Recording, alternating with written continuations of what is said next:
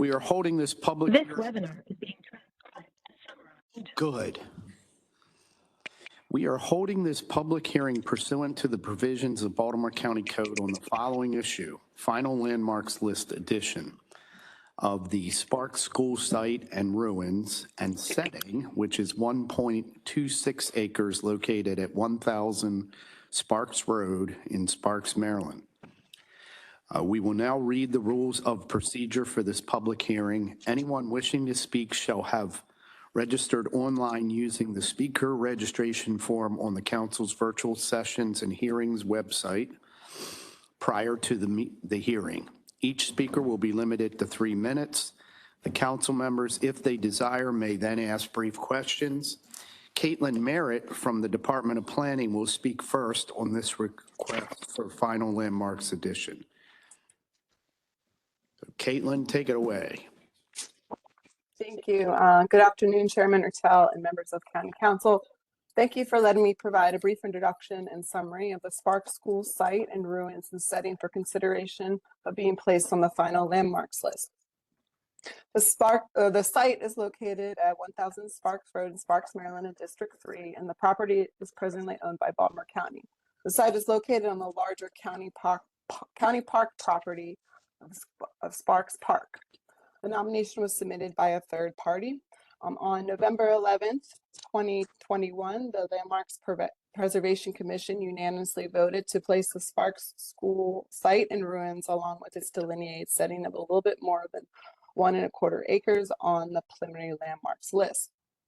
At the LPC's public hearing, the commission heard supportive testimony from the nominator of the site, and no opposition was heard at the hearing. The Sparks School was originally constructed in 1909 by local architects Thomas Jones and Sons, with later additions in 1927 and 1936. It was built as an agricultural school for the northern part of the county and was one of the first agricultural schools constructed in the United States before trends of agricultural schools in Maryland and other rural communities in the country took off. The school, formerly known as Sparks Agricultural School, consolidated 5 one-room schoolhouses, and when first opened, it contained both grade school and high school programs, but eventually it functioned as a high school and then later as an elementary school. The Sparks Agricultural School became a pilot school in its course offerings of forestry and farming for boys and domestic sciences for girls, instead of typical academic courses offered at traditional schools in Baltimore County.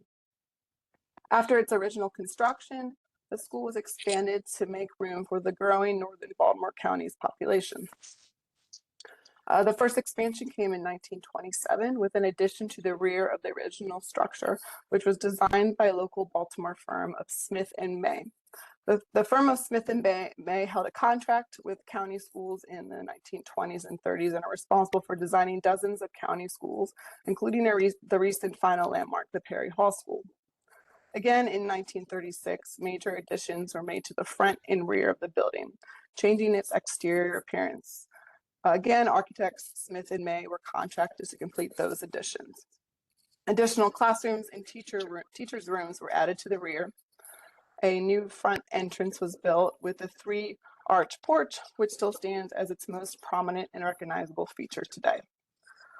The stone archway is also similar to other elementary schools which were constructed in the 30s, including Pretty Boy Elementary and 5th District Elementary. In 1954, Hereford High School opened, and the Sparks Agricultural High School transitioned into a grade school, newly renamed as Sparks Elementary. Through the years, the school underwent occasional systems upgrades and interior renovations, but the exterior remained as it was in 1936. But unfortunately, in 1995, a fire destroyed the majority of the school. All that survived is the 1936 Smith and May front entrance addition along with its arched facade. The ruins are 2 stories and are constructed of randomly coursed local stone and granite. The arched front facade, which has 3 evenly spaced stone arches that create an arcade enclosed on the side, which fronts Sparks Road.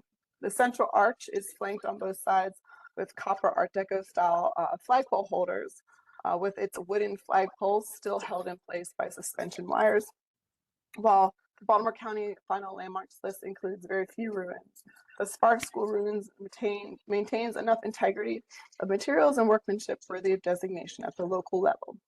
The Landmarks Preservation Commission found this site to meet our designation criteria and is significant as a site of the first agricultural schools in the state and county, and for its association with the county's agricultural heritage.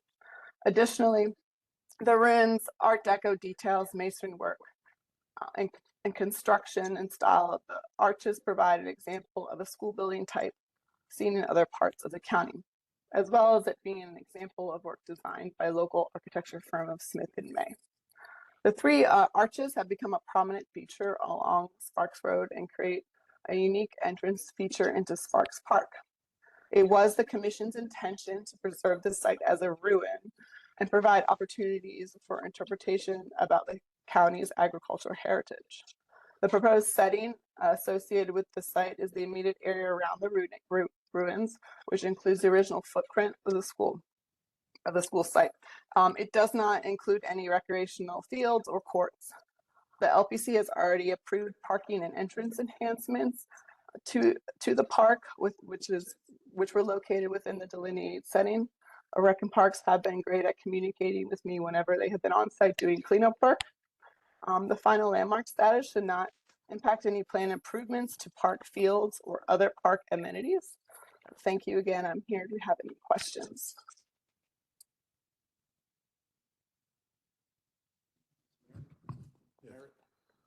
Thank you, Ms. Merritt, for that detailed description. Question, who would be the steward of the site?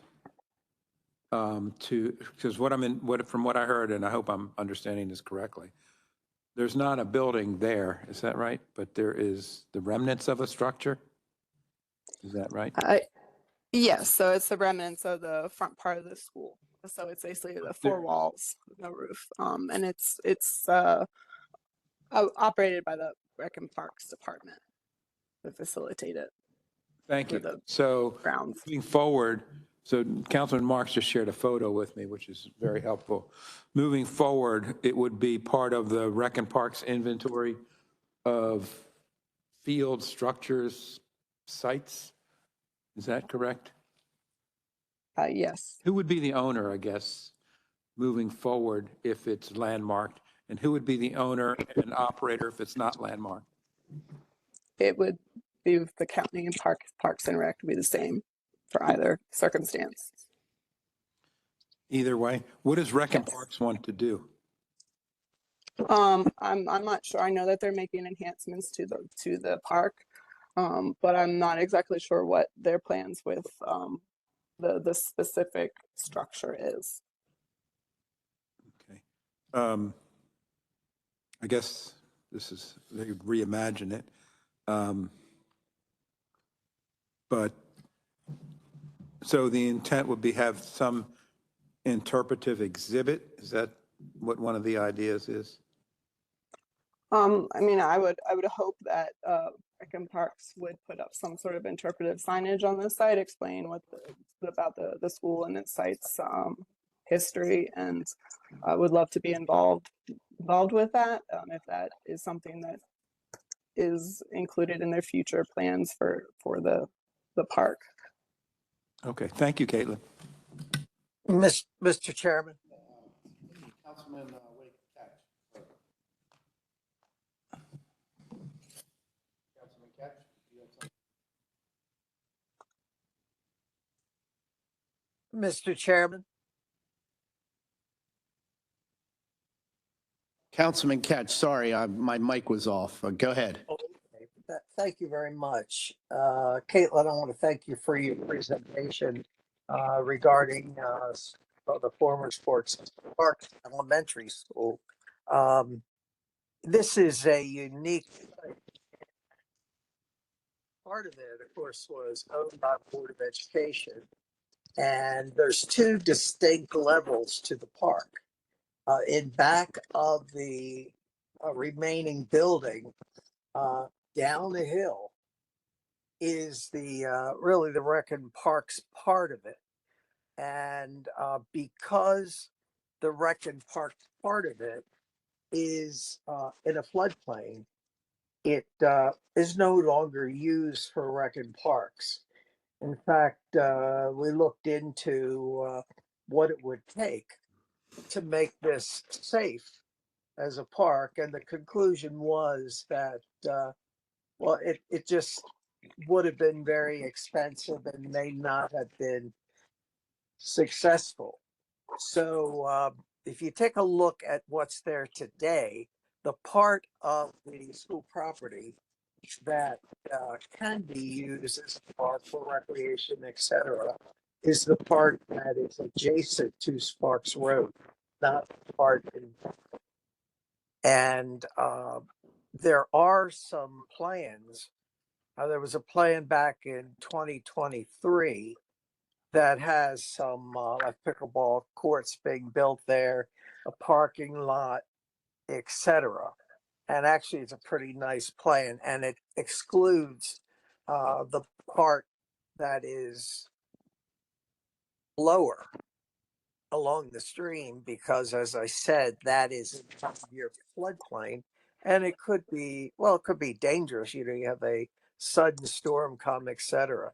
So the bottom part of the property has been abandoned. It's just there's no more baseball fields, nothing, and the county rec and parks has really dropped it as a future site. So this particular site is very significant, as Caitlin talked about, the agricultural part of the curriculum at Hereford High School, which came from Spark School. So plus she named some architectural styles that are represented in this building.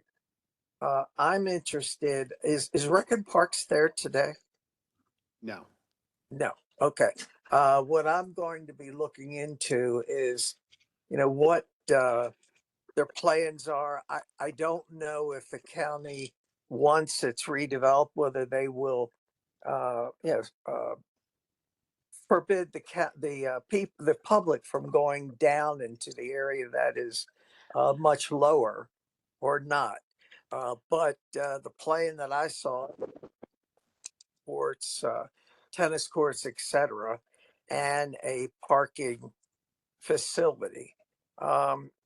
That in it's kind of, well, it's not funny, but in 1995, when the school burned, I got a call from the secretary who was in charge of the school. Basically, she was the principal secretary, and she was all upset and said that she was running into the burning building to get the books for the building. And I said, you don't have to run in to get the books. You don't have to put your life in jeopardy. But she did, and pulled out the books. I mean, we're talking about 20 years ago. So this school, Old Sparks Elementary, is very, very important to North County. The last thing I'll say is that the arched part in front of it that Caitlin talked about, when the new Sparks Elementary was built, the community wanted it moved to the new site on Belfast Road, but it was too expensive. So what they did is they built a covered walk at the new school. It looks nothing like the original covered walk at the original school. But so I could go into a private individual and his efforts to develop the site, to develop the ruin into a outdoor museum, but those plans ran into some problems. So anyhow, if anybody has any questions, I'll be glad to answer them for you. And just to say that this is very important to our community and Northern Boulder County.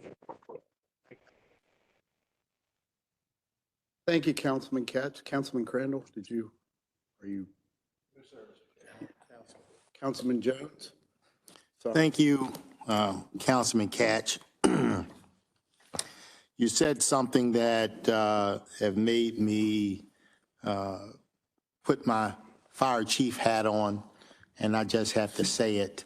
If anybody's listening under the sound of my voice, if a building is on fire and you get out, do not go back in for anything, because quite a few hundred people are going to die this year because they're going to get out of their house and they're going to go back in for something, pets, whatever, and they don't come out.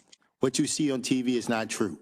You're not going to put your sleeve across your mouth and cough and go in a burning building. It doesn't work that way. The superheated gases will, once you take one breath, they singe your lungs. You don't breathe anymore. You collapse. So practice Edith, exit drills in the home. Make sure everybody know how to get out and where to meet. And once out, stay out. That's my public safety fire tip for today. Thank you, Battalion Chief Jones. All right, I think we have a speaker. Yes, Mr. Chair, we have one speaker this evening for this public hearing. Patricia Bentz, who is here in person. Ms. Bentz, how are you today? Good. Yes, you go right to the table there.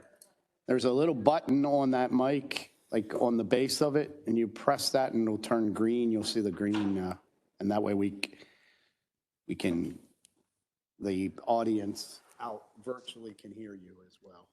So when it's green, it's good, right?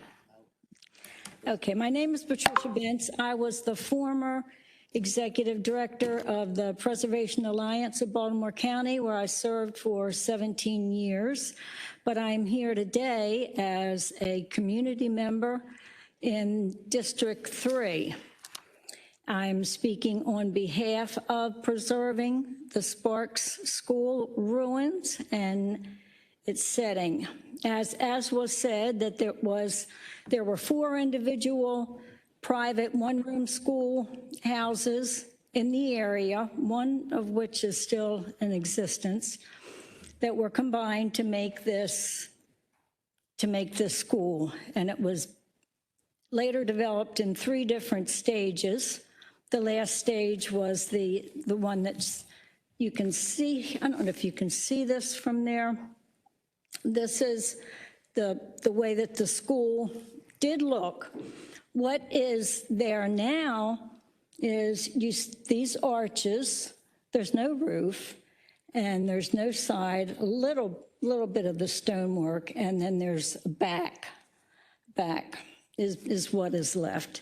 And it is recognized as ruins, and it is not, there is no expectation or demands to improve it. You have to keep it the way it is now, not to let it be diminished in any additional way. So what, back then, the students, they would travel to school by horseback, and they would have stagecoaches, some people by trains, until 1923. They were all replaced by motor buses, they called them. And back then, there was no such thing as a snow day. No matter what, you would be going to school. In September 1953, when the Hereford Junior Senior High School opened, it then was converted from a 12 years to an elementary school. And it remained that way until January of 1995, when it unfortunately burned down. There were, at the scene of the fire, there were former students with tears down their eyes, down their face. There were current students, parents. It's a very, very sentimental place. Your elementary school means a lot to you. I know mine still means a lot to me. It was not Sparks, but Oh, sorry. I have a quote. Yeah, finish. Can I say the Finish quote? all your thoughts. I have this here. This is the last class, graduating class of 1995. I have a quote from, I'm sorry there. I have a quote from this sassy little girl with an attitude. She said, "The old Sparks Elementary School may be in ruins now, but it's still a piece of our community's history.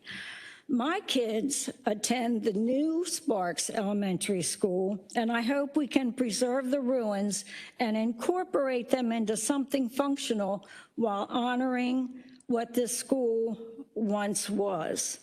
Now, this sassy little girl married this sweet little boy who is my son-in-law. So you know who that one is. So based on the criteria that Caitlin mentioned about its architectural, agricultural background and its Art Deco style, I'm asking you to put this on the final landmarks list on behalf of our community. Thank you. Any questions? Thank you, Ms. Benz. Councilman Marks? Just to acknowledge, Ms. Benz, your longtime work in historic preservation. Trish was the executive director of the Baltimore County Historical Trust when I was vice chair. Done an awful lot of good work over the years, so thank you. Well, thank you. Thank you. Councilman Crandall? I guess, Ms. Benz, it's nice to see you. It's been a long time. Not really a question for you, maybe for Councilman Catch or for the administration. And I am not against putting this on landmarks list whatsoever. I think it's a great idea. And Caitlin, thank you for your work on this and your presentation. Baltimore County, maybe not Baltimore County property, but in various spots in Baltimore County, there are ruins. I know there's some in the Lock Raven Reservoir area, the sort of Merriman's Trail area. There's some in North Point State Park, and I think elsewhere in Baltimore County as well. But the ruins are, I mean, they're ruins. They're allowed to weather and to degrade. However, there are some places I've been, Fort Howard Park comes to mind, where there are ruins and have not necessarily been cared for as much as they could have been, and are they're sort of, they have a bunch of graffiti on them, vandalized. I mean, I'm assuming this 30 or 36 or so acres is more of like passive parkland for Baltimore County. Do I have that right? Mr. Croner from the administration gives me a sort of is, sort of isn't. Councilman Katz mentioned there might be some plans on that.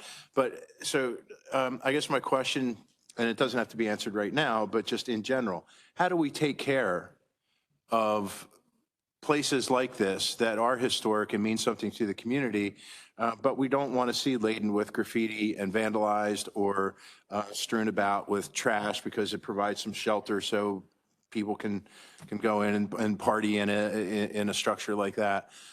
So just a kind of a broad-based question on how we best preserve what we're preserving, if that makes any sense. Right now on the Sparks School, there's a chain link fence, not very attractive, around it that does protect people from getting into the school, which they were doing after the fire. People would go in there and hang out. So they no longer can do that. So that's one thing that has been done. But if something is made out of this, and that you can still see these arches and the dates that are on here, that would be the most ideal thing. Understood. Thank you, ma'am. Councilman Ketch, did you have anything else? Yeah, I will bring in the plan from 2023 to show the members of the council that particular plan for utilizing some of the ruins, et cetera. There's no question about it that if we're going to utilize the ruins, they have to be shored up. And if we're going to open up this park. So I'll bring in the plans, show them to you, and we can discuss it from there. The as you heard, this is a very special site for the people of northern Baltimore County, and you really do learn from the past, and it is important for us to preserve history. So thank you very much. And any other questions, I'll be glad to answer them for you.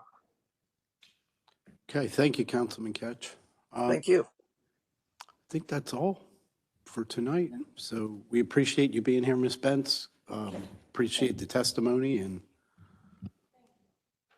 so unless there's any other questions or comments from the members, this hearing, Secretary, please. Just to fill in maybe the loop, Mr. Chairman and members of the council, the next step after this hearing is within 90 days of today's hearing, the council will need to introduce legislation to determine whether or not to place this on the final landmarks list.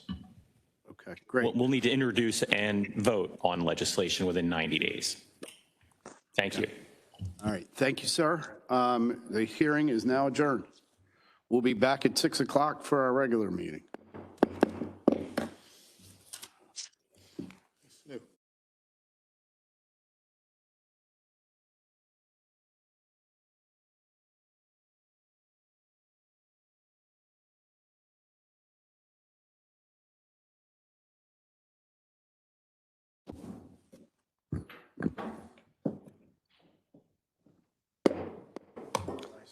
Legislative Day 2 will now come to order. I'd ask that you please pause for a moment of silent meditation. At our last legislative session, we were a little bit running late, and one thing that I did not mention, and I felt bad about it after the fact, we lost right before, on Christmas Eve, actually, we lost one of our detectives here in Towson who had a medical emergency working the night shift, or was going to work the night shift on New Year's Eve and died. And his name was Detective Paul Hoke. So I keep his family in your prayers.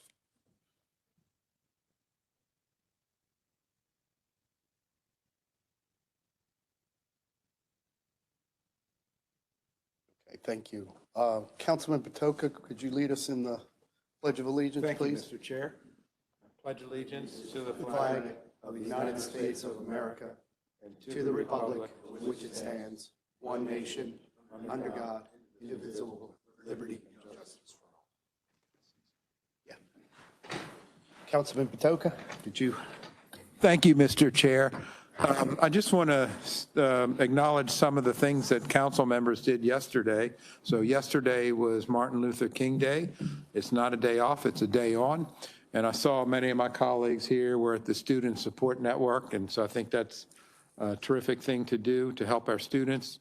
My team, we organized a cleanup in the Milford Mill Road area. We had around almost 40 volunteers that we cleaned up Milford Mill Road, we cleaned up St.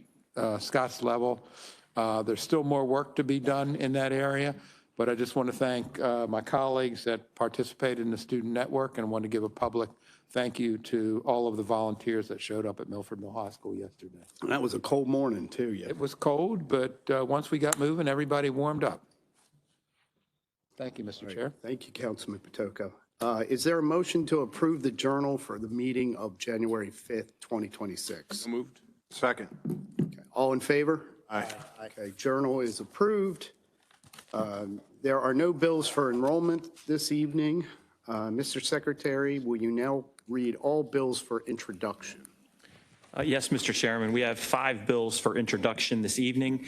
The first is Bill 5-26, Current Expense Budget, MHAA Banneker Interpretive Program Enhancement. Bill 6-26, sponsored by Councilman Patoka, Zoning Regulations, Central Community Hub.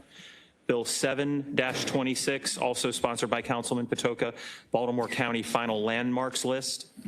Bill 8-26, sponsored by Councilman Marks, Zoning Regulations, Eco Park District Transportation Infrastructure Prerequisite.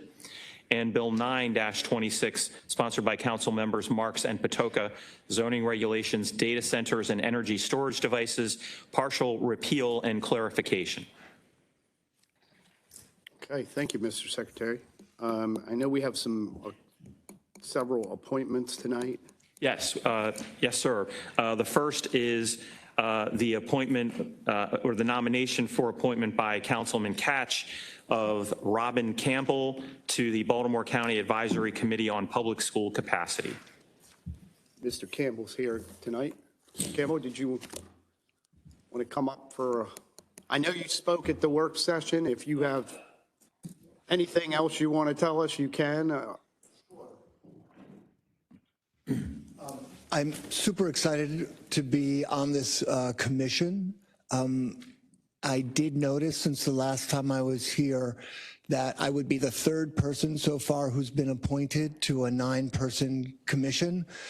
I don't know how quickly, when there's a quorum, that the commission can actually get started doing the work, but I'm aware that the superintendent has already proposed a budget that reportedly will increase average class sizes. I also know the governor is introducing legislation that will fast track development, both of which are totally legitimate things. But I do think that it would be great to have a functioning commission sooner rather than later. I think this commission was established in September 2024, so we're about 16 months after that. So just eager to get to work with other folks on this commission so we can provide a service to the county.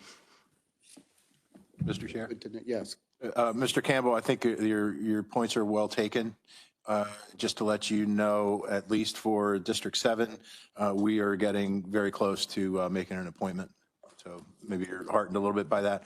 And I'm also a little disheartened by the fact that the General Assembly, I believe, is once again going to be taking aim at the council's local land use authority, which is in the county charter.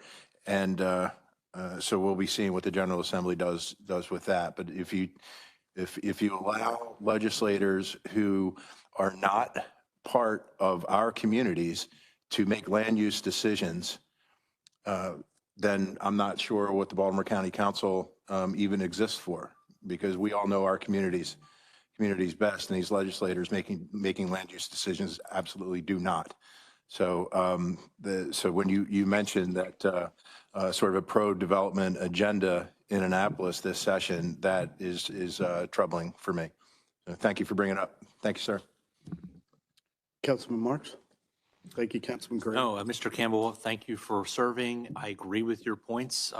We've already had our representative, Charlene Benke, approved by the council, and hopefully we can get this panel up and running. And Councilman Crandall, I agree with your sentiments as well. Okay. Councilman Patoka. Thank you, Mr. Campbell. We too, in District 2, are close to having a representative for the group. Good. All right. Any other questions, comments before we move on to a motion? Mr. Chairman. Oh, Councilman Catch. Yeah, I just want to thank Robin for his willingness to serve on this commission. Tell from statements that he's made, he's ready to go, and this county does have a real problem when it comes to overcrowded schools. So I'm sure you're probably part of the solution. And Mr. Chairman, I'd like to move Robin's nomination. Okay, thank you. Second? All right, it's motion and seconded. Mr. Secretary, please call the roll on the appointment of Mr. Campbell. Mr. Ertel, Aye. Mr. Catch, Aye. Mr. Jones, Aye. Mr. Marks, Mr. Crandall. Aye. Mr. Young. Aye. Mr. Patoka. Okay, appointment is confirmed. Congratulations, Mr. Campbell. Thank you all Thank very you for much. stepping up to serve. Okay, next up, we have a reappointment on the design review panel of, Secretary, did you want to? Yes, as you indicated, Mr. Chairman, we have the reappointment to the design review panel of Mr. Scott Walters. Mr. Walters is here? Oh, good. Yes. How are you, Mr. Walters?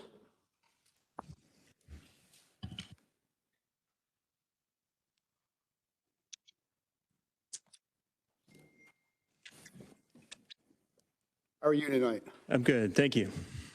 If you wanted to just say a few words, I know you weren't able to be here for the work session. Sure. No, thank you for the opportunity. My name is Scott Walters. I'm a principal and design leader for Horde Copeland Mott Architects in Baltimore. I appreciate the opportunity to serve again on the design review panel.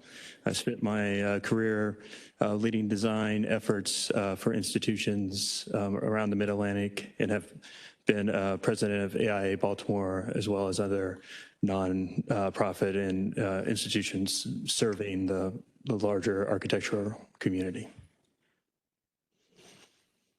Did you say you were with Horde Copeland and Mott? Yes. Okay, they're a really good architectural firm.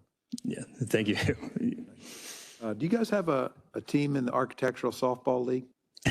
We do. Okay. We do. Well, I'll see you in the spring next year. I play on the city planning team.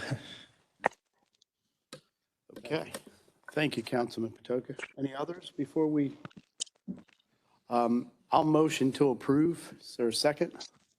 I'll second. Okay, we have a motion and a second. Mr. Secretary, please call the roll on the appointment of Mr. Walters.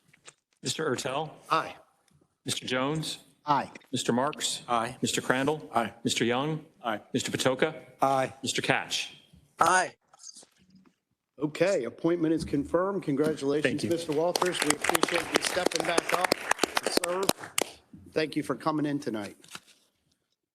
Okay, we have, Next, Mr. Chairman, is also a reappointment nomination to the design review panel, Julie Sauce.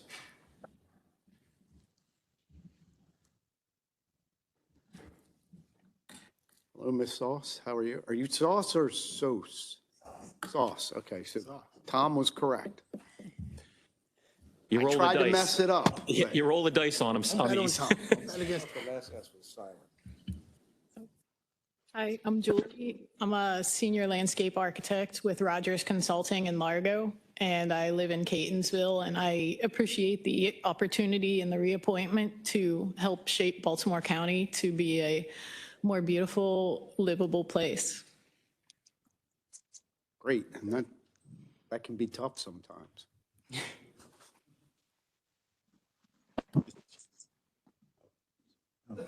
Did you say your firm is in Largo? Yes. Okay. So you don't have a team in the architectural softball league, I guess. No, sir. Sorry. Thank you. Councilman Jones? No, Ms. Sauce, I want to thank you for your willingness to serve, and thank you for continuing to serve. Thank you. Thank you. I'll motion to approve. Did you have? No, Mr. Chair, I'll second. Okay, we have a motion and a second. Mr. Secretary, please call the roll on Ms. Sauce. Mr. Ertel, Aye. Mr. Crandall. Aye. Mr. Young. Aye. Mr. Patoka. Aye. Mr. Catch. Aye. Mr. Jones. Aye. Mr. Marks. Aye. Okay, the appointment is confirmed. Congratulations, Ms. Sauce. We appreciate you being in tonight and your willingness to serve again. Thank you so much.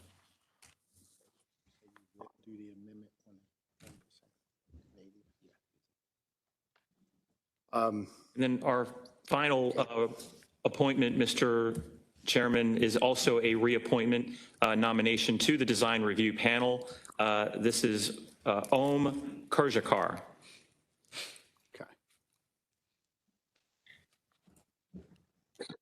Evening, Mr. Kurjakar. Is that correct? You got it straight up. Tom is on a tear tonight. It's very impressive. Most people don't get it. I don't get it sometimes myself.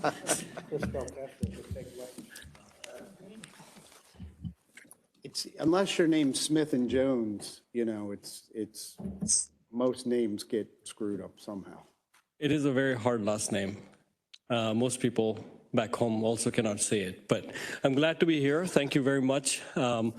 Just as an introduction, I'm really happy to be reappointed to the design review panel. Design is very close to my heart. I'm a landscape architect and an architect actually, and a principal at Horde Copeland Mott.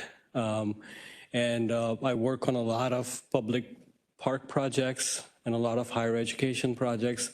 I'm also involved in the American Society of Landscape Architects and currently serve as National Vice President of Government Affairs for ASLA. And really, really happy and grateful to be part of this and be able to serve in my home county. Thank you. We appreciate you stepping up again to stay on the panel. Thank you. Is there a motion?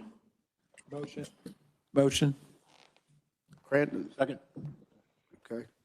Mr. Secretary, please call the roll. Mr. Ertel? Aye. Mr. Patoka? Aye. Mr. Catch? Aye. Mr. Jones? Aye. Mr. Marks? Aye. Mr. Crandall? Aye. Mr. Young? Okay. Congratulations. Mr. Thank you. Kurjakar. Thanks. Thanks again for coming in tonight to see us. All right. We will now move on to final reading and vote of bills. Mr. Secretary, first item, please. First is Bill 91-25. This is sponsored by Councilman Catch. Zoning regulations, uses permitted in the manufacturing light zone electric vehicle center. Councilman Catch, did you want to say anything about this before we vote? Yeah, just basically this would allow the locating of a electric vehicle dealership in Cockeysville. And it's not quite like a car dealership, not as large, but it will help the area. So I move the bill. Okay. Is there a second? I'll second. All right. Seconded by Councilman Jones. Mr. Secretary, can you please call the roll? Mr. Ertel? Aye. Mr. Catch? Aye. Mr. Jones? Aye. Mr. Marks? Aye. Mr. Crandall? Aye. Mr. Young? Aye. Mr. Patoka? Aye. Okay. Bill 91-25 is passed. Mr. Secretary. Thank you. Next, Mr. Chairman and members of the council, is Bill 92-25. This bill is sponsored by Councilman Ertel, University Housing District Rental Housing License Density Limits. And I know there's some amendments. Did you want to? Yes, I'd be happy to go over them. So as the council is aware from the work sessions, the bill creates rental housing density limits in the area surrounding Towson University. There are a number of amendments that clarify the bill and also make the bill more workable for PAI's implementation. A number of these amendments were worked in consultation with Mr. Gutwald. So they are as follows.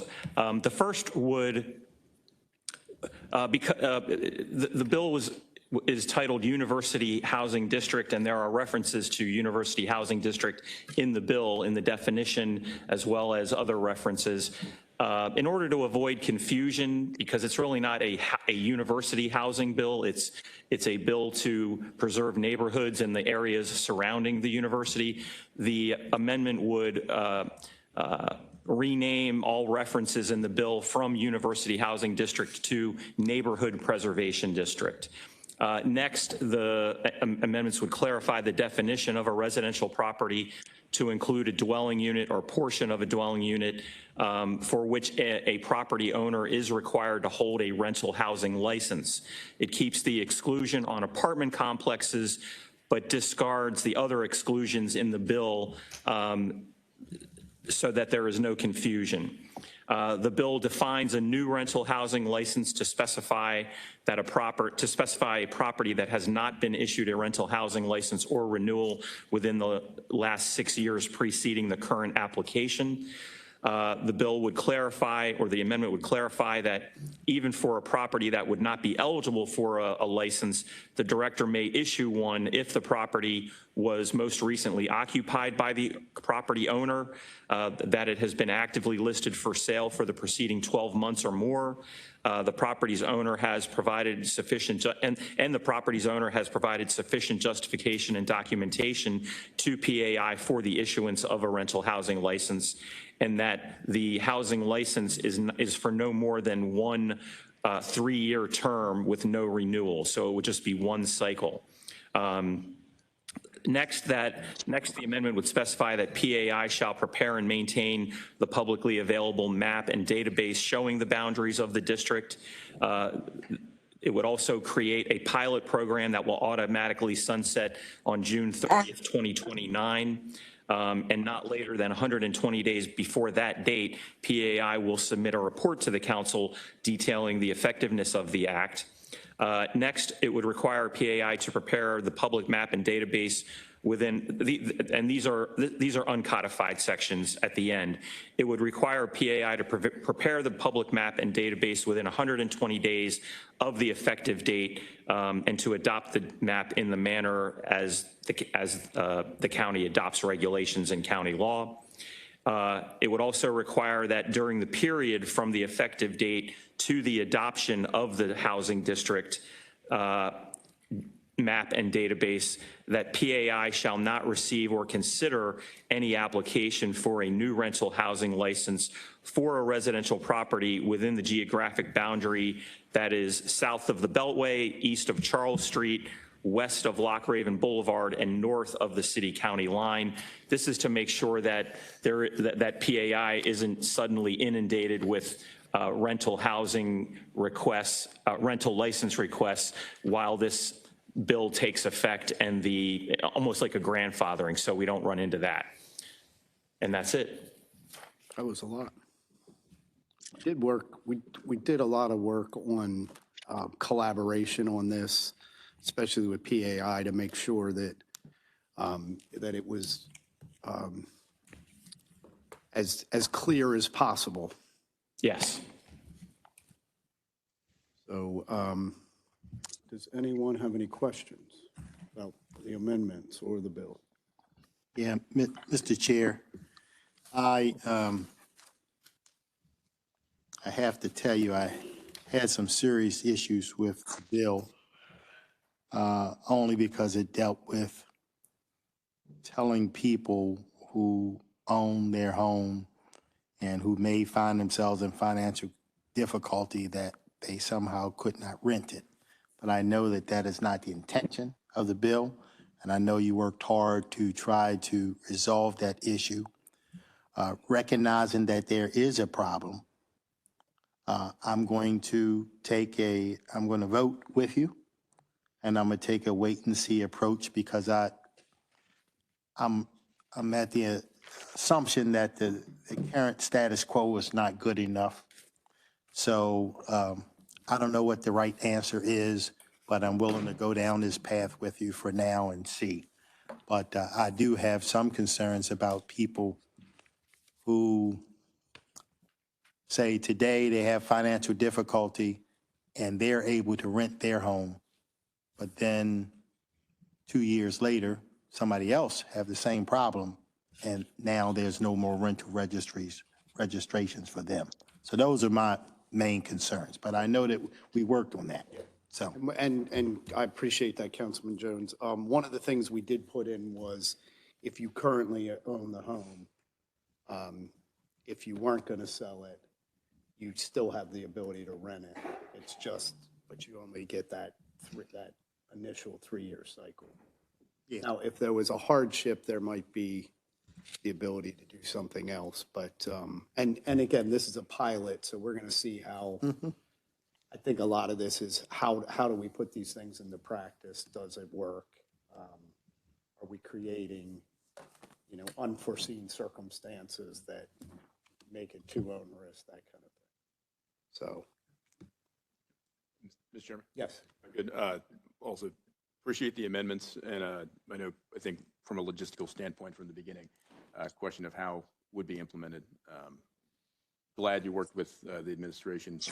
Those questions have been answered for me, and also clarifying, moving forward what this pilot looks like and how it could potentially, when successful, could be used and replicated in other places. Because at the end of the day, this is an issue that I think we're all hearing from communities that folks, and whether it's local folks or whether it's outside folks coming in and turning homes that traditionally were starter homes into rentals, which changes the dynamics of neighborhoods of folks that have put down roots and also invested in Baltimore County. So I appreciate your approach on this, listening to us and also listening to the administration and coming through with a product that I think, like you said, that it's a pilot that when and if successful, and also when running into some bumps in the road, making it better when we try to apply it somewhere else, as long as it's successful. So I appreciate the bill and your effort on it, and look forward to voting for it. Okay. Thank you, sir.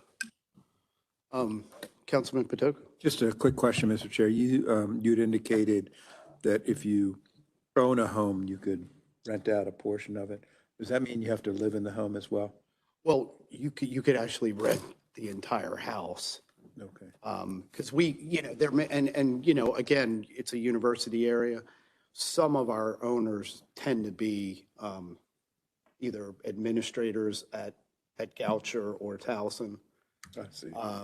And they might actually do a sabbatical or temporarily take a position at another university where they're not, and they're like, I don't really want to sell my house, so I'd like to rent it. I'm going to be 2 years in Arizona, so that would give them the ability to do that really without. So the differentiation would be an owner rather than an investment company. Is that right? Correct. Okay, thank you. Yeah. So, any other questions? I'll do the motion for the amendments. Have a second? I'll second it. Okay. Second from Councilman Jones. Mr. Secretary, can you call the roll on the amendments? Mr. Ertel? Aye. Mr. Jones? Aye. Mr. Marks? Mr. Crandall? Aye. Mr. Young? Aye. Mr. Patoka? Aye. Mr. Catch? Aye. Okay, the amendments pass. Are there any questions or comments from the members on the bill as amended? If not, I'll motion to approve it. Is there a second? Second. Second from Councilman Young. Mr. Secretary, please call the roll. Mr. Ertel? Aye. Mr. Crandall? Aye. Mr. Young? Aye. Mr. Patoka? Aye. Mr. Catch? Aye. Mr. Jones? Aye. Mr. Marks? Okay, Bill 9225 as amended is passed. Thank you, gentlemen. Next bill, Mr. Secretary. Next is Bill 93-25. This bill is also sponsored by Councilman Ertel. Development impact fee and surcharges exemptions for affordable housing. Right, and this bill was meant to be, we've had a lot of talk about impact fees. One of the things that we found was that we did not exempt purely affordable projects, and we don't get that many that are subject to the impact fee, but if it's a townhome community, it would be subject to this, and often the county's going to end up paying those fees back in order to make the project viable. We also, and we have some amendments on this, we were looking at the future because we think in the future we may see more projects where they're market rate buildings and they have an affordable component. And what we didn't want to happen, and I'll let you talk about this, Mr. Secretary, but I just wanted to kind of give the basis for it. Yes, sir. If a project, let's say, had 20% affordable units in it and 80% were just regular market rate, it could get a credit for that 20% that's affordable, but not for the entire project. So we wouldn't be losing the impact fees on just market rate housing.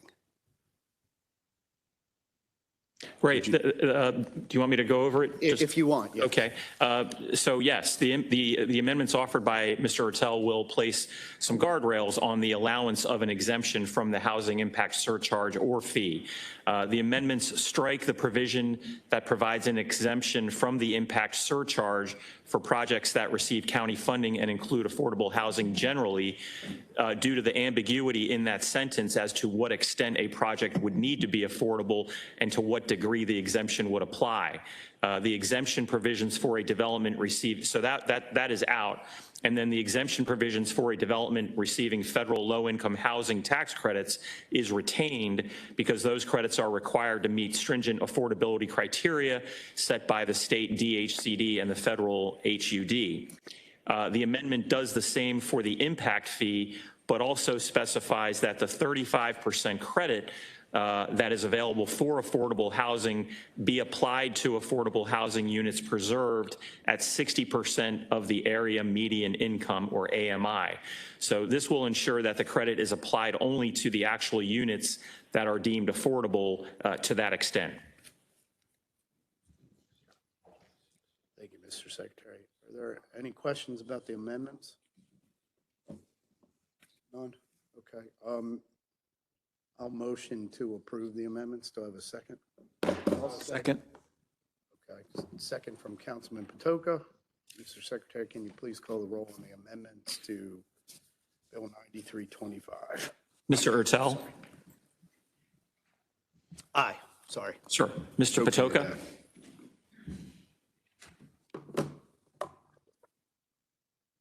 Oh, aye. I didn't realize you had called on me. Mr. Young? Aye. Mr. Jones? Aye. Mr. Catch? Aye. Mr. Marks? No. Mr. Crandall? No. Okay. All right, so the amendments pass on Bill 9325. Are there questions on the bill as amended? Councilman Crandall. Thank you, Mr. Chair. I'll just kind of reiterate what I said in last week's work session. I was concerned when we were going through deliberations on APFO, that I didn't vote for the amendment, but we excluded affordable housing from any parameters of the APFO. And now we're looking at an exemption on an impact fee for affordable housing. And in both instances, and I just want to be consistent with my vote and how I feel about this, is that an affordable housing unit is still a dwelling unit and still has an impact on infrastructure, school capacity, public safety resources. So I don't understand the difference between an affordable unit and a market rate unit when it comes to a physical impact on those three components that I mentioned. So as I said, Mr. Chair, I won't be voting for this bill this evening. I understand. Thank you, sir. Councilman Crandall, one thing I would say, not that this is going to change your vote necessarily, but in the APFO bill, we did have a provision about affordable housing to the point that we surpassed the VCA. So future housing after that VCA was reached would be subject. So you're bringing up my favorite executive decision from years ago. And I'll just say this with respect to the VCA. The council had no party to the VCA. We weren't involved in any aspect of that becoming county policy. So I, for one, don't feel party to that agreement. I understand. And I know you're clear on how I feel about that. So. Yes, sir. And Mr. Chair, this is an example of where we can disagree, and it's just a policy disagreement. It's not something that we need to get into a wrestling match over, right? feel like you, I feel like you'd win in a wrestling match. Years ago, maybe, I don't know. You still have your onesie? Councilman Patoka, it's not a onesie, it is a singlet. And you play basketball, how would you know, running around in your boxers? Thank you, Mr. Chair. Sorry it had to go there, I don't know. Thank you. So is there a motion to approve Bill 9325 as amended? I'll motion it. Do I have a second? Okay, second from Councilman Young. Mr. Secretary, please call the roll on Bill 9325 as amended. Mr. Ertel? Aye. Mr. Young? Aye. Mr. Patoka? Aye. Mr. Catch? No. Mr. Jones? Aye. Mr. Marks? No. Mr. Crandall? No. Okay, Bill 9325 as amended passes. The next bill, please, Mr. I believe that is Secretary, all the bills for final reading and Fiscal vote. matters next, right? Yes, sir. We had one more.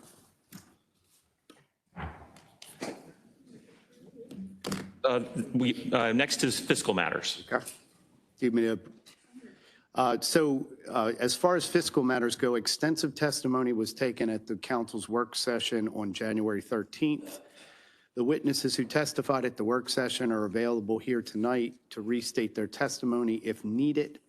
If a council member has any questions regarding a particular fiscal matter, that item will be discussed as a separate matter. I will now call upon the secretary to read the cover letter for fiscal matters 1 through 4. Fiscal matter 1 is 2 leases with Karma Ventures LLC. Fiscal matter 2 is amendment to contracts with National Testing Network Incorporated. Fiscal number 3 is a contract with Hazen and Sawyer DPC. And fiscal matter 4 is 6 contracts for snow removal and de-icing services. Okay. Are there any questions? Yes. So just related to the contract with Hazen and Sawyer. So so Bradley, no, but this is Mr. So Bradley, you said that the Hazen study.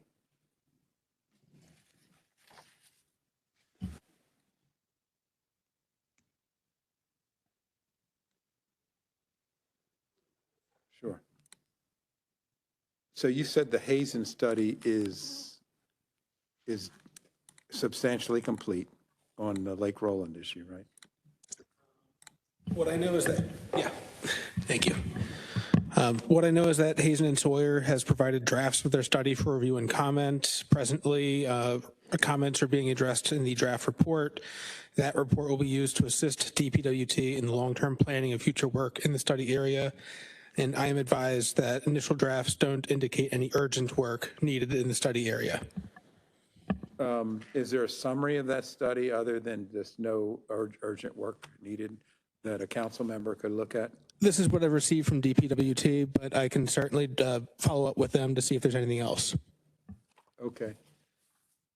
Thank you. Thank you. Is Hazen, didn't we, Mr. Kroner, did we clarify, is Hazen and Sawyer the same as the people that did the Hazen study? Are they the same group or are they different entities? Okay. Mr. Chair, I'm going to ask this one be separated out. Okay.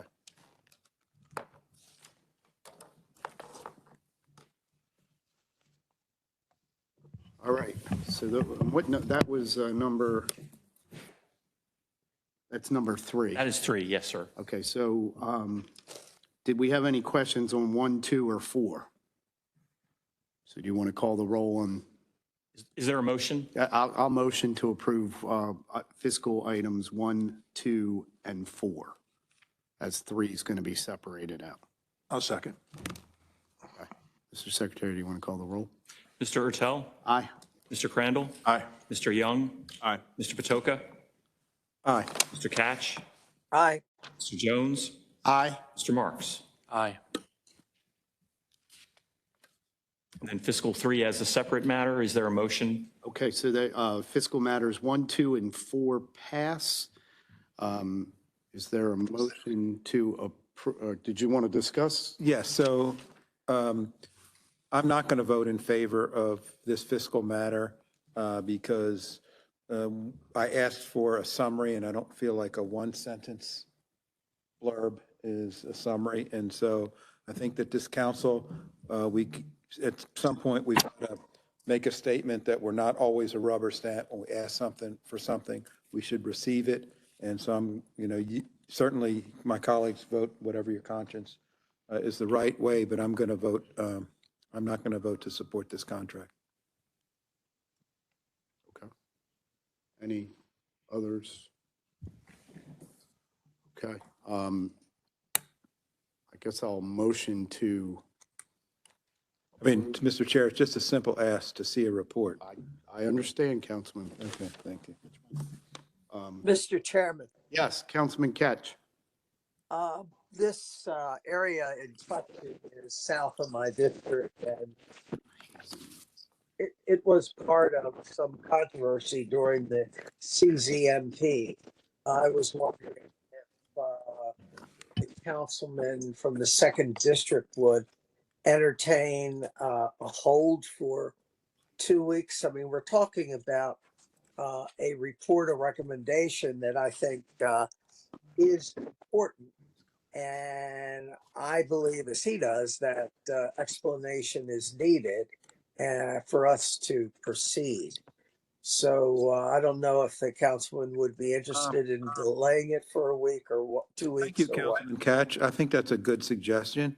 That way it's time to take time to for the administration to assemble a summary or a report other than one sentence. So I think that's you're an experienced legislator, Councilman Catch, because that's a really good idea. It might be true. Thank you. Mr. Chairman, I'd move to delay vote on this bill for, I believe it'd be 2 weeks. Is that Okay. Do we have a correct? second? I'll second it. Councilman Jones? I guess I'm just curious with the administration.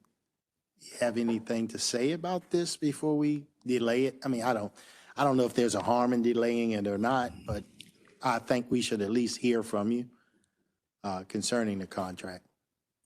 I will honestly say I was here last week. I thought the question was, is Hazen, this Hazen that we were voting on was the same Hazen that was doing work for DPW&T. And that was the answer that I asked Brad to get back. I did not, and I apologize, I did not hear a request for a summary of a report. So I was unaware that you wanted a request for a summary of a report, and I literally just asked them, did I miss something at that time? But if you want a summary of a report, we're more than willing to get you what you're asking for, but I honestly don't remember that request. The question I thought I heard was, is this the same Hazen from before? And then I'm pretty sure I asked, is the report available? Or could I see the report? I don't remember the exact terms. But I really would like to see it. And what damage, as Councilman Jones asked, is there any harm towards the contract in extending this for two weeks? I need to see the schedule of what they have working. Typically, it takes us about 4 or 5 months to get an item on the agenda. So I don't want to say right now that it's not going to hurt anything because it takes about 4 months to get something on the agenda. Okay. Councilman Crandall, did you? Yeah, thank you, Mr. Chair. Madam CAO,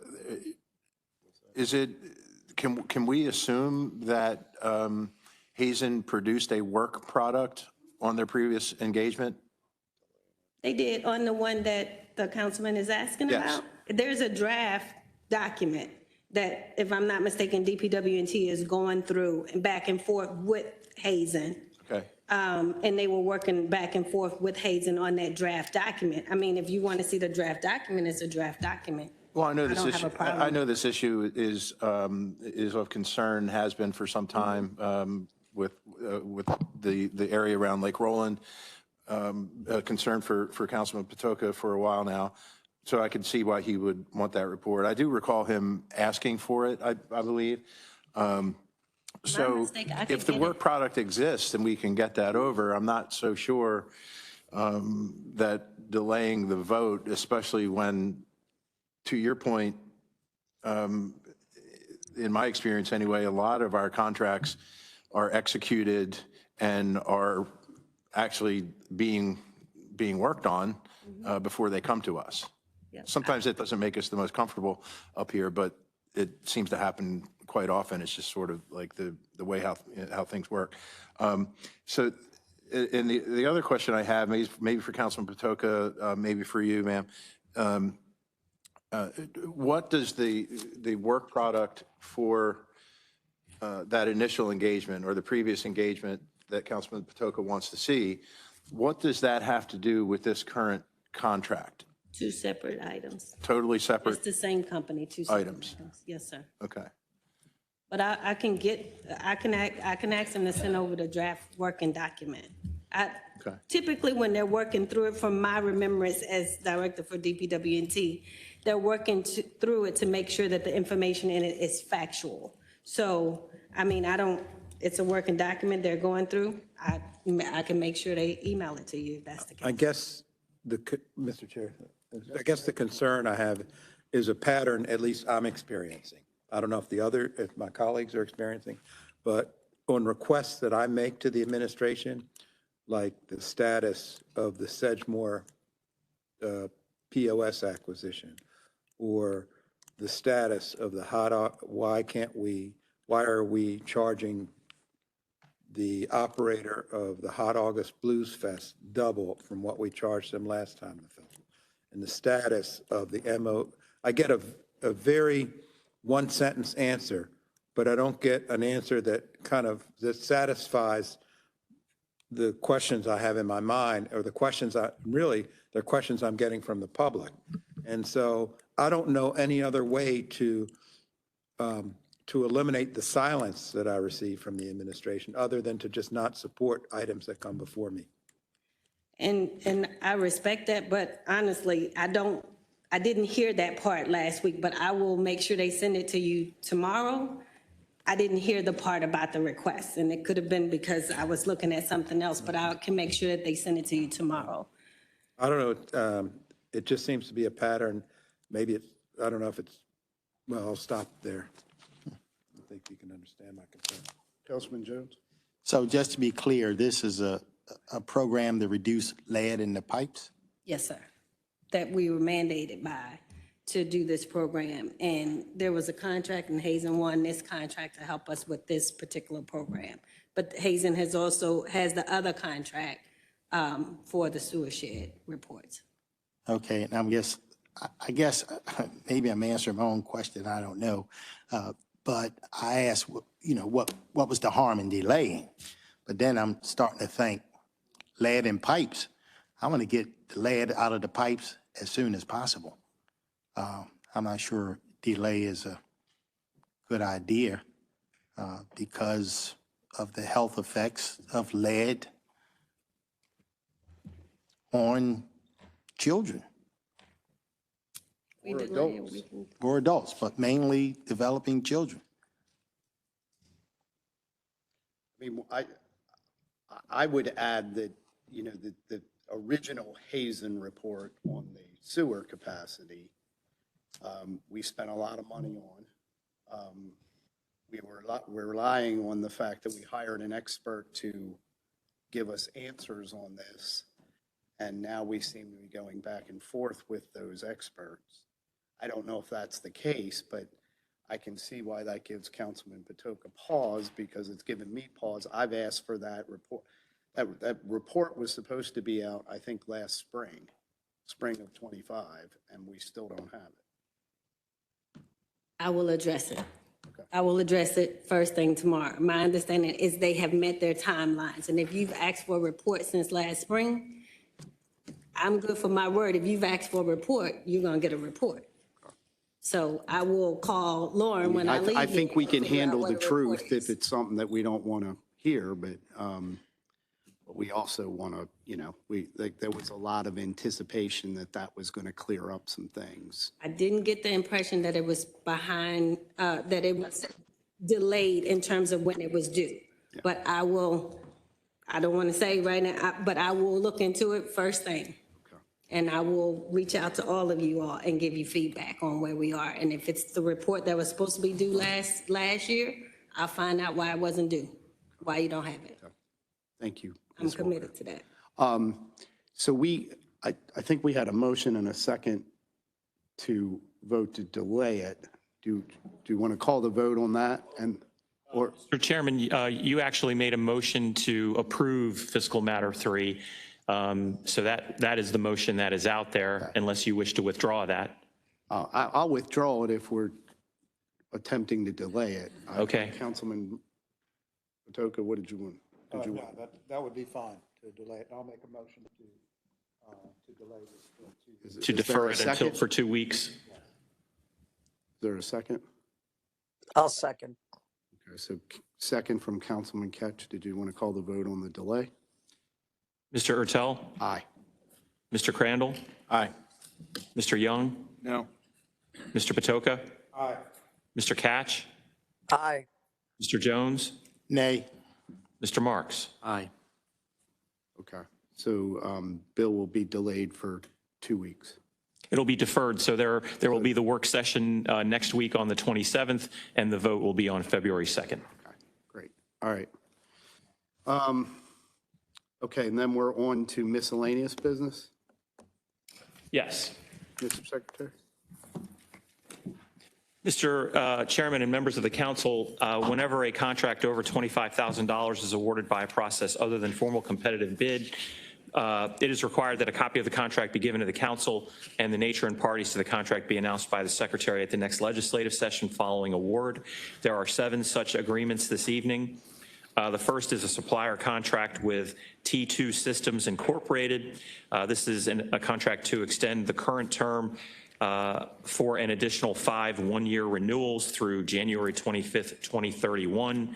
T2 Systems is the sole provider of this software and is proprietary to T2, and the county must continue using their Flex software for parking enforcement and payment processing, according to the justification. The estimated 5-year award total is $771,038. Next is a supplier contract with Teleflex LLC for the purchase of EZ-IO drivers and intra-OCS needles. Teleflex holds the patent and manufactures these drivers and needles that the fire department successfully issued for approximately 15 years.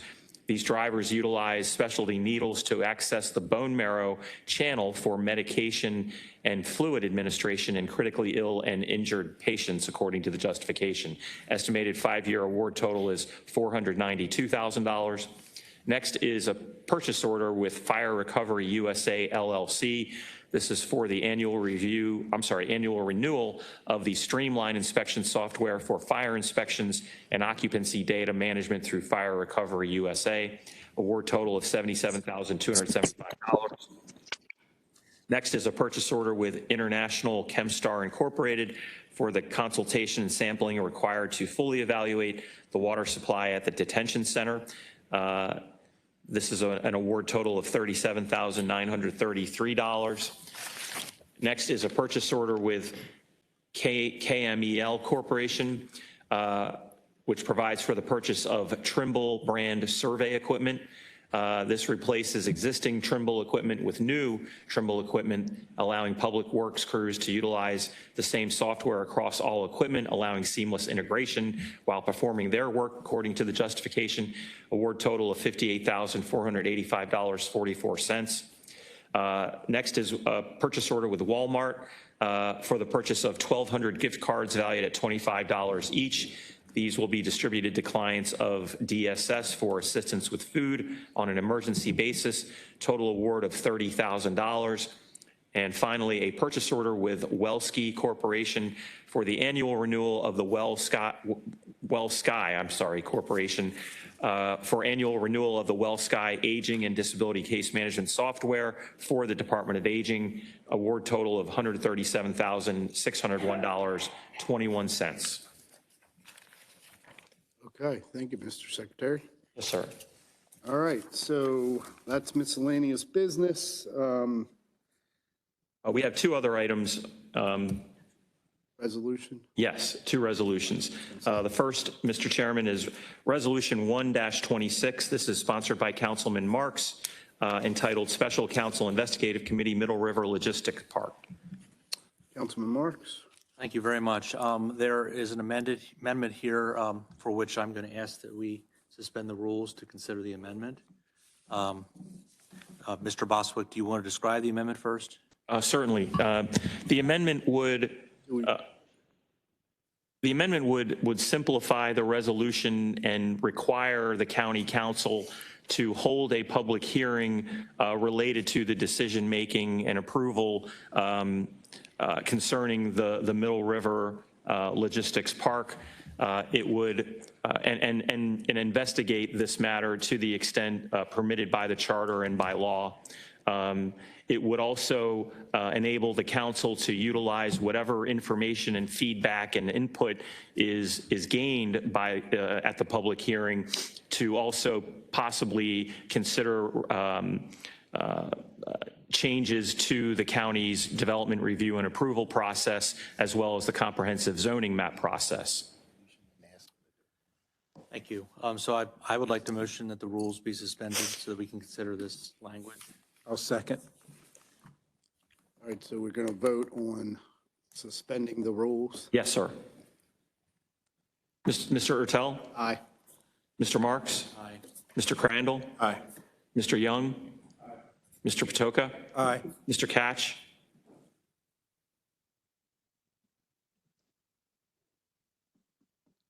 Mr. Catch? Aye. Aye. Mr. Jones? Aye. Okay, so suspending the rules has passed. Right. So now the council. Read the amendment. Yes, sir. And so now the council can consider the amendment I just read that's being offered by Councilman Marks, unless the council wants to discuss or has any questions. You want to talk Yeah, about I'll speak to it. I mean, the amendment, I think, greatly streamlines the legislation. We have a lot on our plates. I understand that. But this is a matter that many people in Middle River would like to talk about. I think most importantly, we are a little more than 2.5 years before the comprehensive zoning map process. If there were items in our code that need to be discussed, this is a good time to be looking at those. So that's the heart of the matter. Any questions or concerns from the members, Councilman Marks, on this bill? Mr. Chair, we're about to vote on the amendment. On the. And then we'll vote on. Right. And then we'll vote on the resolution? Yes. Okay, I'll withhold comment until then. Okay.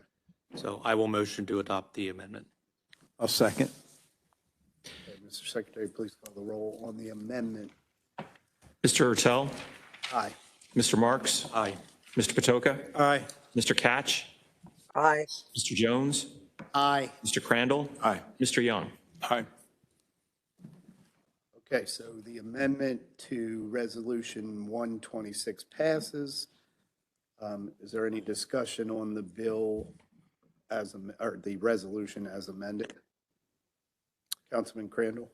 Or Well, I'll defer to the sponsor of the bill if he'd like to say something first. No, I thank you very much, Councilman Crandall. I mean, I think my constituents made it very clear at the work session that they are puzzled and concerned by how this project was approved. It is entirely within the council's purview to look into issues like this. I, however, am being respectful of your time and the limits placed upon us in the charter. I think this is an appropriate issue to look into. I urge you to drive down Eastern Avenue and look at the scale of this warehouse being constructed on property that had been downzoned. And I think my constituents made it very clear they have concerns that they would like to see us look into. Councilman Crandall? Yes, thank you, Mr. Chair. I'm going to be voting in favor of this resolution, and I just wanted to explain my reasoning and make a couple other points. One of which is that the residents of Wilson Point are obviously very upset with how this is played out, but I want to make sure that our constituents in Wilson Point and in the Eastern Boulevard area there in Middle River, that the project is approved, and there is nothing that the council can do with investigative authority to change that approval. So, and I want folks to realize that if this resolution passes, the project does not stop. We simply don't have the authority to stop a project in this stage of administrative approval. I will also say that there are projects that occur in our districts that sometimes are beyond our control because people who own properties in Baltimore County have property rights. However, and with respect to that, and one of the reasons I'm voting for this resolution is to Councilman Marks' point. I think that this is an opportunity for us to really look at the policies and procedures that go into CZMP decisions, when those decisions are made, what is a valid time period for approval of a project on the administrative level as compared to our legislative authority to put in CZMP issues. So I think all that can come under question. So I look at this resolution as less of an investigation and more of an opportunity to us look at our procedures, both on the administrative side and on the legislative side, to make sure that they're in line. And I think that this is an opportunity to do that. It is not, however, an opportunity to stop this particular project. That would have to be the only way for that to stop, for the project to stop is for a judge to say so. And obviously, we're not in the judicial branch. So I just wanted to put those points out there, and thank you, Mr. Chair, for the time. Thank you, Councilman Crandall. Councilman Young? Thank you, Mr. Chairman. Just the Councilman Crandall, appreciate you clarifying what the resolution will and won't do for folks that have been advocating for it. I think that's important. I also appreciate Councilman Marks hearing from us and also from the administration. What threw me off too from the beginning was an investigation. There are two sections of it, one about the project that was approved, but also looking at practices and procedures related to our CZMP process and how those things are done. Now that the amendment has sort of removed or moved away from that investigation piece, which implies something which we were going to investigate, we're going to have a hearing. We're going to talk more about that process, which I'm more comfortable with than I was originally when we first heard this the other day. So with that, I will be voting for it, and I appreciate your clarifying amendments and clarifying statement on what this resolution will do, what it won't do. Thank you, Mr. Chairman. Thank you, Councilman Young. Councilman Jones, did you? Councilman Marks. Thank you. There is a parallel effort done by private parties challenging this in the courts. Candidly, I support that. Candidly, I do not think that, I don't think this was handled correctly. And this is the second time that rezoning has not stopped a project that was in the pipeline when I think it could have stopped it. I think the citizens of Wilson Point and Middle River have very, very valid concerns. And it's unfortunate that we did not take stronger action. However, this is a legislative body. I appreciate all your comments.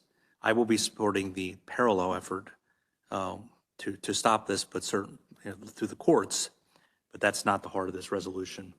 And at that point, I'd like to motion that we support the resolution. Okay, thank you, Councilman Marks. So we have the amendments approved. We have a motion? We have a motion to approve. Motion to approve the resolution as amended, I believe, from Mr. Marks. I'll second. Okay, we have a motion and a second. Mr. Secretary, did you want to call the roll on Resolution 126? Mr. Ertel? Aye. Mr. Marks? Aye. Mr. Patoka? Aye. Mr. Catch? Aye. Mr. Young, Aye. Mr. Jones, Aye. Mr. Crandall. Aye. Okay, Resolution 126 is passed. Mr. Secretary, next item, please. Next, Mr. Chairman, is Resolution 2-26. This is also sponsored by Councilman Marks. Removal of parcel Baltimore County surplus property list, Middle River area. Councilman Marks, did you? Yes, I'll be happy to say that. This resolution removes from the county surplus property the Benji's Walter Park parcel. The community has expressed its support for remaining in the county inventory as a park site. That's all. Okay. Is there a motion? Is there any questions before we have a motion? So motion from Councilman Marks, I'll second it. Mr. Secretary, did you want to call the roll on Resolution 226? Mr. Ertel? Aye. Mr. Marks? Aye. Mr. Crandall? Aye. Mr. Young? Aye. Mr. Patoka? Aye. Mr. Catch? Aye. Mr. Jones? Okay. Aye.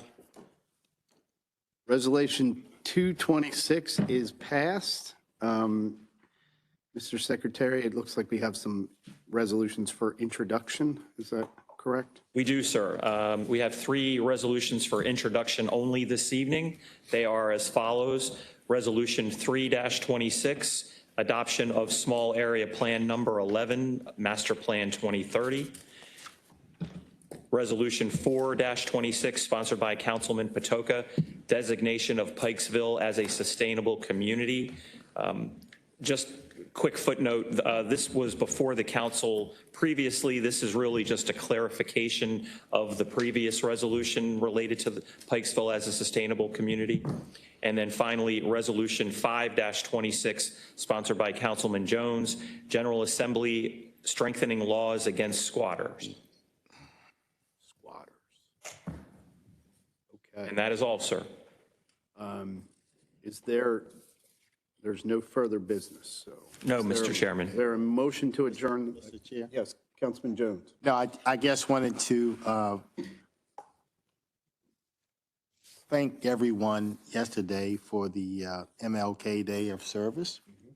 I was very fortunate to join you, as well as others at the Student Support Network who joined with the United Way, and we had an opportunity to put food bags together and period products together and laundry kits. And I was moved by so many people who came out to participate. We had state legislators, we had county council members, and we had people from different organizations.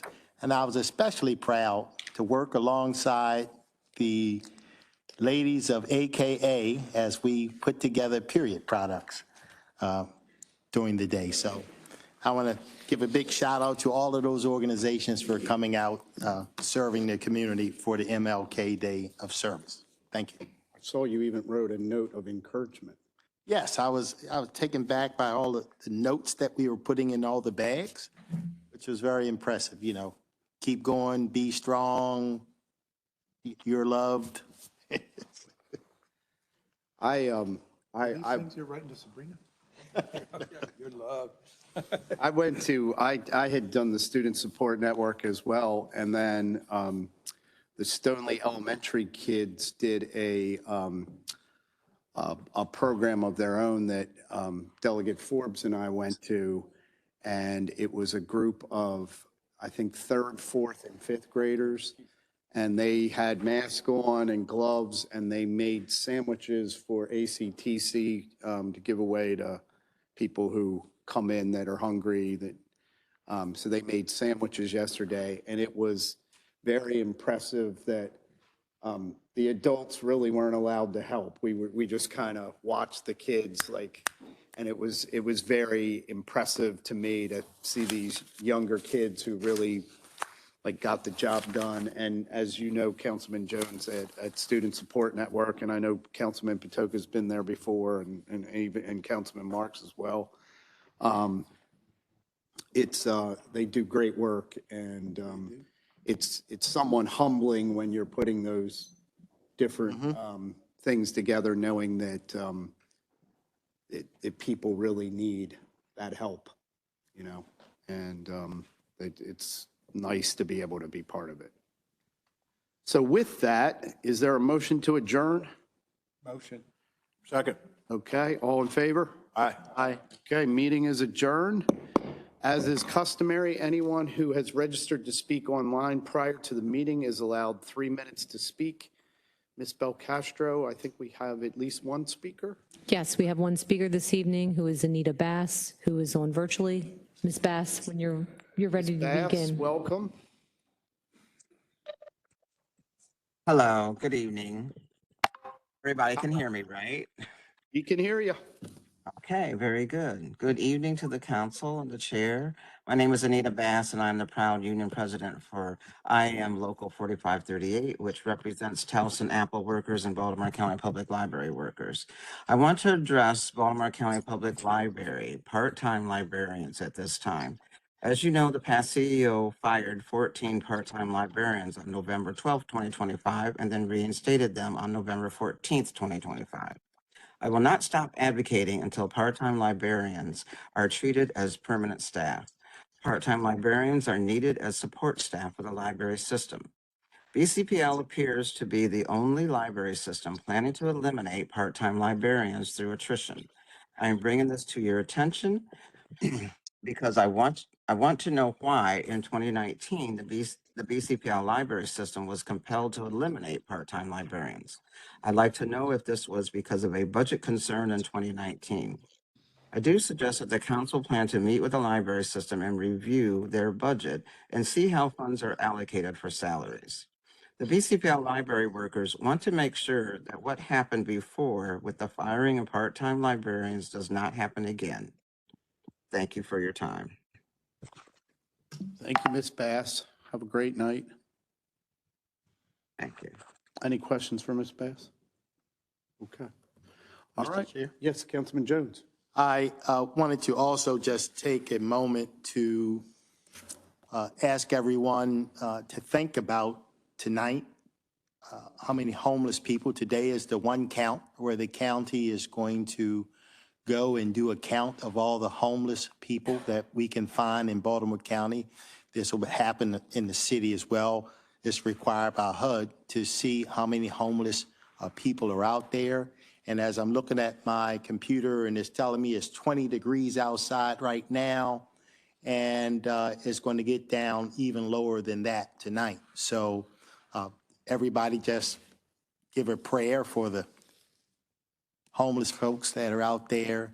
And I want to ask the county that we continue to do everything we can to keep, I know we have quite a few shelters, and I know we spend a lot of resources. But, when you think about a night like tonight, we should probably double our resources or do whatever we can to help people that are homeless. So I guess wanted us to think about that when we go home and snuggle up tonight, that there are those among us that don't have that luxury. Thank you. Thank you, Councilman Jones. Any others? All right, we're officially adjourned.